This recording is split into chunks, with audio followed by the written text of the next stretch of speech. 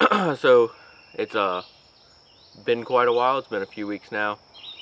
Haven't done any real firearms training in that time. I did keep up my workout routine at the beach. I know I said something about posting a video, but never got around to it. It was my honeymoon after all. Just a 100-pound sandbag, curls, overhead press, tricep extensions, squats, lunges, bent rows, toss it on your back and just take a long walk. I mean, we walked quite a good distance and I had that on my back. It really, it's a little bit overkill for like just getting used to walking in gear, but at the same time it also makes it a lot easier to walk in gear. So today I'm going to be hopefully sighting in my Griffin micro sight. So far I've been pretty impressed with it. I've been meaning to sight it in, see how that affects my training. I should be good with irons, but you know, if I have the option to have a red dot, I'm going to have a red dot. I'm going to be using their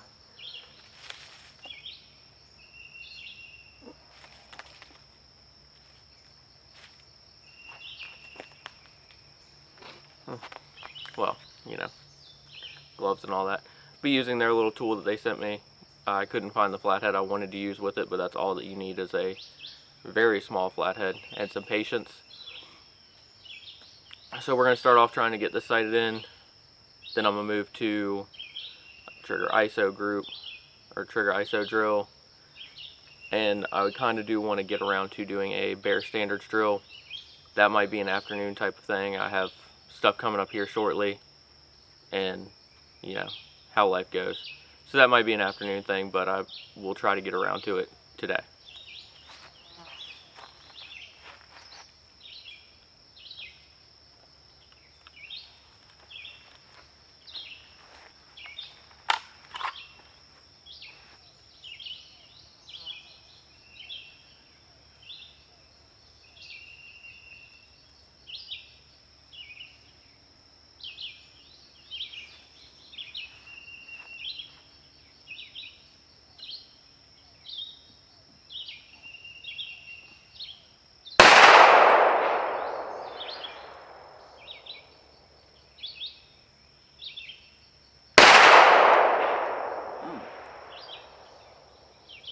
Way low and to the right.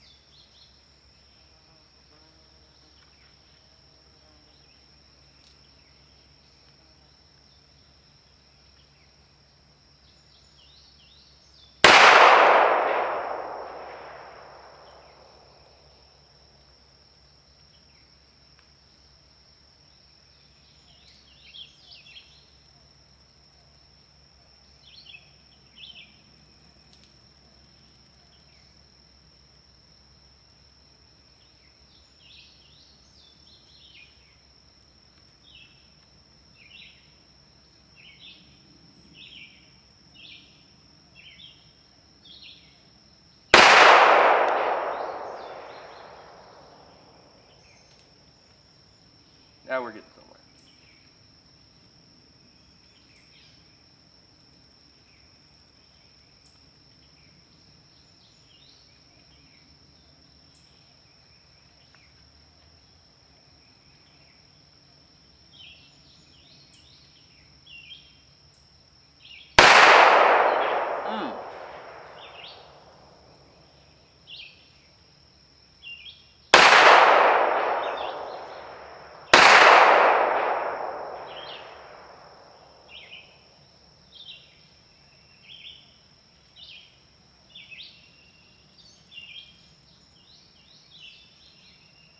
That might have been too much.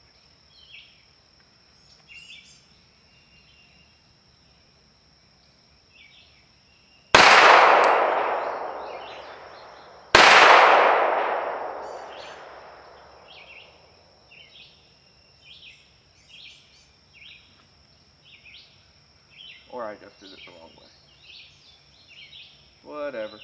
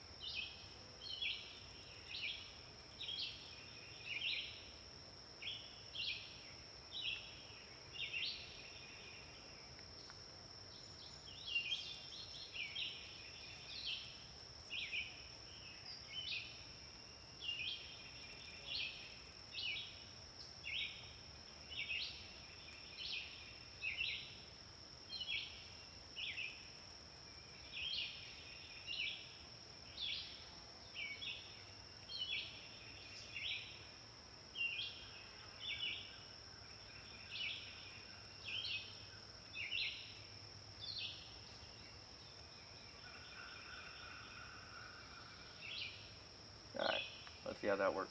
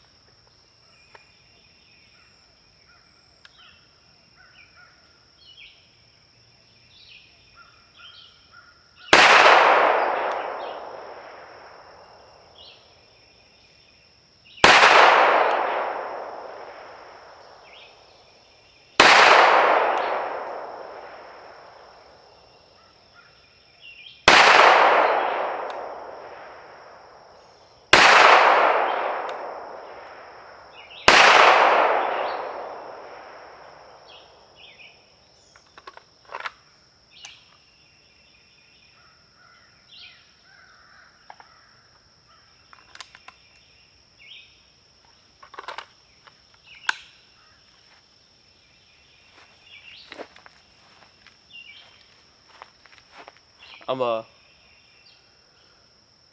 call that good enough. Important thing of note was some of those I pulled, but I recognized I pulled them and didn't adjust the optic for it because that was me pulling it, not the optic. However, so far, pretty easy to sight in, and you know, as long as it holds a 0, it's got a nice crisp clean dot. I'll be very impressed to see, you know, how long it'll hold up. I'm such a genius, I ran out of staples. So we're going to do the trigger isolation group on the steel target because steel doesn't need staples, and then I'll see what I can improvise to be able to do some more. If I have to, then you know, I'll just wait, and then this afternoon I can run out, get some staples, and be back at it for finishing up this range day episode. I didn't do any actual training, like firearms training at the beach, or since I've been back. I have gone shooting. I'm closing in on the 2,000 round mark on the FN, and at that point, of course, I'll be doing a detailed breakdown, cleaning, and let y'all see how fouled up she's been and how well she's run through all the stuff that I've put her through, because this came on the beach with me. It's been in the woods, in the rain. It has been everywhere that I've been. On the beach, I was using the Vertex Sock P fanny pack with the Benchmade Sock P dagger. Just had my keys and wallet in there, but it would carry this massive firearm with the optic, with the flashlight, and with the cam lock barrel adapter, which adds some length. So that's pretty impressive. But either way, it's been everywhere with me. It's got sand on it. It's got dirt, mud. It's got wear from the holster. It's been shot suppressed. It is all fouled up inside. So it'll be interesting to see what that actually comes out looking like when it's clean. But either way, here's the trigger isolation drill.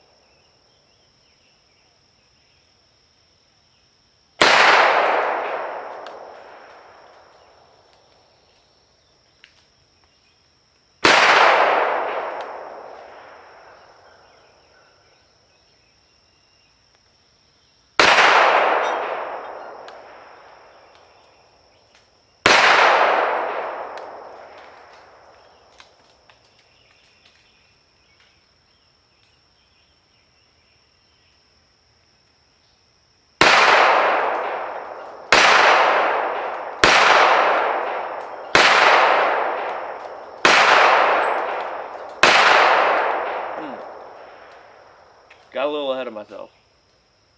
Um,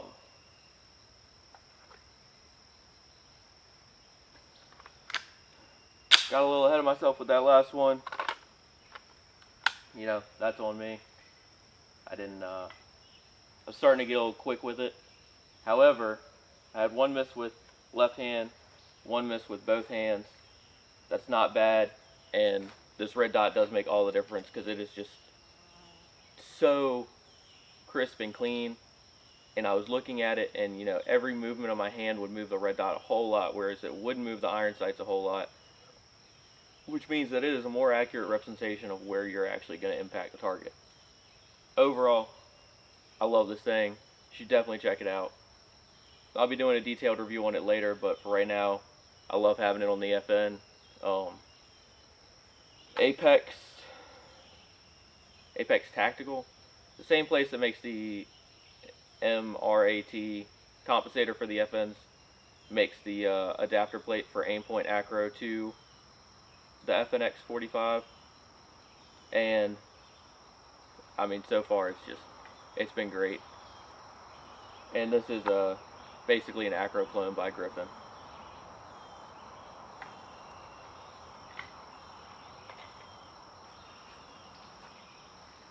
So let me see what I can improvise as far as staples. I might have another staple gun, or I might have a box of staples in there. And then might move up to the 5-yard line and do the bare standards drill, just to see how different it is with the red dot. Duct tape, the great equalizer amongst all of mankind. That's what I'll be using. That's what I have holding up the target right now, and I'll probably do that for the bare standards drill because I want to go ahead and get that done and see how it changes with the red dot. Right now I'm just going to do a mag. I should have a full mag in there. Yep, just 15. Here's a reload. Do a full mag, just checking for accuracy before I go ahead and do the bare standards drill. Try to address any issues that I have, you know, now before I get up there and embarrass myself with another standards drill.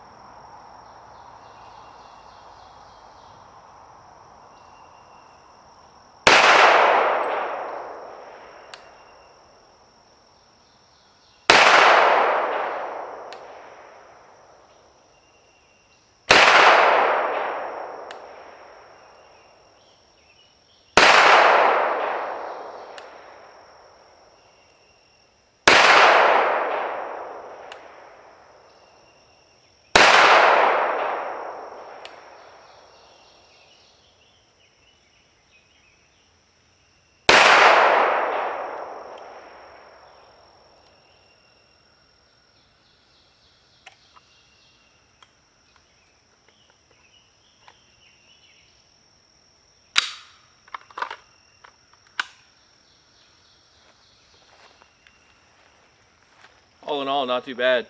I am working with a new pair of gloves today. They're still mechanics, but they're not as bulky. They're not as thick as the other ones. The other ones were kind of like heavier duty gloves for working on hot stuff. They work great for you know, taking the suppressors off and stuff like that after there's been some rounds through them. Obviously not all the time. I've looked at getting the, I think it's Mechanics, makes like a hot pad, or I'll just carry a hot pad. I don't really care.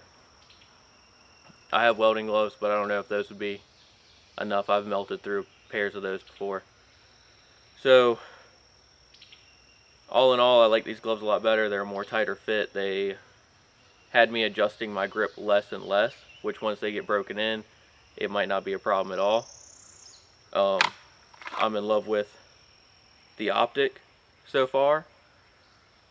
As a note, with the Dara holsters, I had to trim part of the hood for this one in order to carry it cocked and locked, and I had to trim part of the side, and I should probably do it on this one too, part of the side of the other one, my concealed carry holster, to allow the optic to fit, because it has kind of a larger battery compartment right here that sticks out, and it catches. I mean, it doesn't catch horribly on this one. The concealed carry one's a bit more streamlined, so it does catch pretty bad on that one. But we're gonna go ahead, I'm gonna tape up the Bear Standards drill target and move up there, get my 10 and 3 mag loaded in, and we're gonna see how well I do.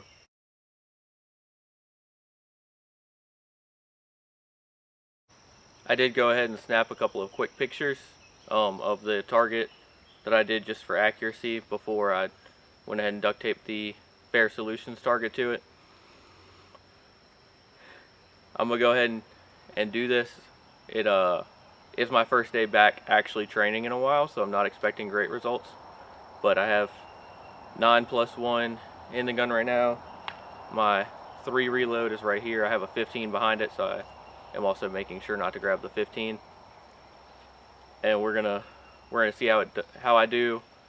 I want to be quick, but not outpace myself and start missing. And I mainly want to be accurate, but I want to be quick with it too, especially with this red dot. I'm hoping that'll help.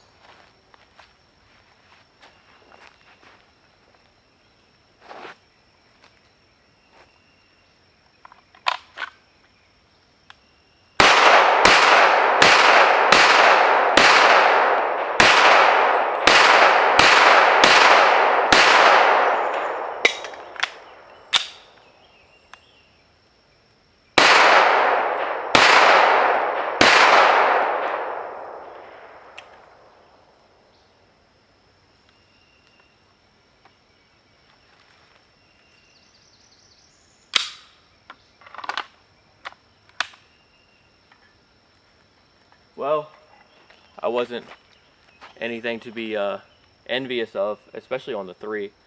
That was definitely my trigger pull.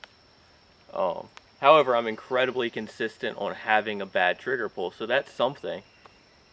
Because I had 2 low ones in the left. All of my ones in the right were in the box. And for the middle circle, I managed to get all 3 of them in a group smaller than that circle, but below it. So probably my trigger pull, because the dot seems pretty accurate. I think I was just jerking down on those 3, especially because I messed up the reload a little bit, and with these gloves I wasn't used to it. I didn't have myself in a good position to drop the slide. But either way, it's not terrible, and I feel like that was fairly quick. It wasn't like NASCAR speed, but it was, you know, a good pace for the highway. You know, just kind of like left hand still passing everybody, or left lane still passing everybody type of pace. So all in all, I'm not too disappointed after going 2 weeks without really doing any handgun training. I mean, the times that I've come out here and shoot, it's just been for fun. It's been showing somebody something, you know, letting somebody get experience with a certain firearm or a suppressor under my supervision. And so, I mean, I'm not terribly upset, but red dot definitely did make it easier. So, if you've been thinking about one, you know, if you have the Glock with MOS or whatever anybody else's plate system's called, I don't know, I forget what FN's is, even though I, you know, own the FN. Go ahead and get it. Go ahead and get Acro adapter, get the Griffin microsight. You know, give it a whirl. It's $200 for a red dot optic that's a enclosed emitter, has shake awake and auto off. It's got a, I mean, it's got a ton of features for the price point. Get whatever color you want, red or green, and just give it a whirl. You know, it's a great entry level optic. I'm hoping to, you know, put it through the paces and prove that it's capable of keeping up with the competitors, of giving the big boys a run for their money. Because for the same price point, you could get an open emitter Vortex with not nearly as many features. You can't really get anything else for the price point that matches its capability so far. There might be a little bit more later. I might, you know, cool off, get what I need to get done, and come back out here for another Bear standards drill. But if not, you know, this is it for this week. I will perhaps work on a workout video for y'all, possibly, and I'll see you again next weekend.